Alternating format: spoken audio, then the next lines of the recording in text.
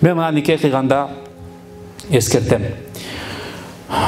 Биринчиден эркек киши адал тамак менен бак, аялыңды адал тамак менен бак. Аялдар бир нерсеге көңүл буруш керек никеден кийин. Биринчиси, бири-бириңиздердин айыңыздарды эч кимге айтпаңыздар. 2 жаш баш кошту.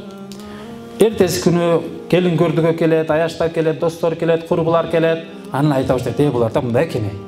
Кайненем мындай экен. Келин мындай экен.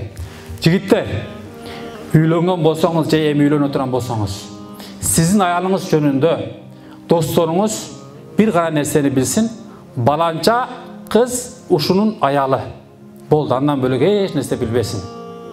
Балдар отуруп алып аялы жөнүндө ар декени айтып досторуна. Аялдар дагы эч качан күйөөңүздүн айыбын бирөөгө айтпаңыз. Айып менде бар, ата-энемде бар, пайгамбардан бөлөк бардыгында айып бар. Ким мен айыпсызмын десе ал жаңылышат. Аллахтан бөлөк барын айыбы бар да. Демек айып бар, мында да бар, аялда да бар, мында да бар. Караңыздар. Айыпты жашырыңыз. Кой. Анан жакшылыгы бар да мунун.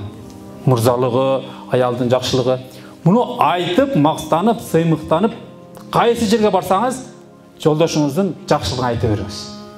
Мына ушундай кылсаңыз, айыпты жашырсаңыз, жакшылыгын айтсаңыз, сиздердин душманыңыз жок деп эсептеңиз. Анан аяшың мындай экен деп айтып койдуңузбу? 10 жыл өтөт, 20 жыл өтөт, анан ошол сөз өзүң башыңа келип таяк болот дейт. Өзүң айтпадың беле? Аяш мындай эмес беле деп анан бир привычка, критикага каласыз.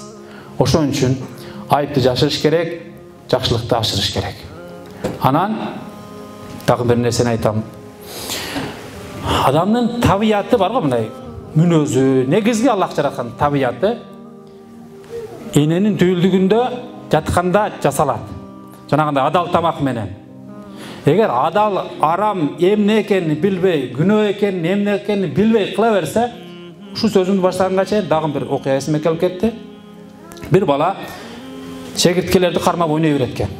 Кечке чегиртке куйуп талада. Анан бир күн сары чаян, жанагы скорпион бар го. Ушундай кармайын деди дагы, дай колун тартты.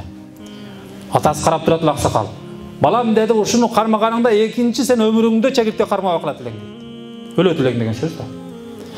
Себеби ал бала чегирткеге көнүп калган да, чегирткеге көнүп калган чаяндагына окшош, аны кармап алайын деди да.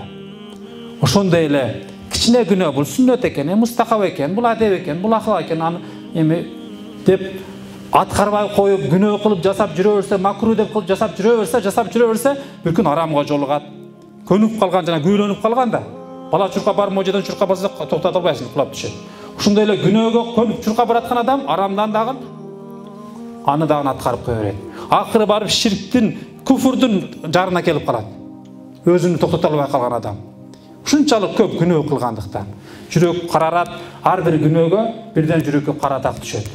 Карарып барып акыры тообо кылышка мүмкүнчүлүк болбой калат. Анан эмне болот? Ал түшүп кетет. Ошентип күнөөдөн сактаныш керек.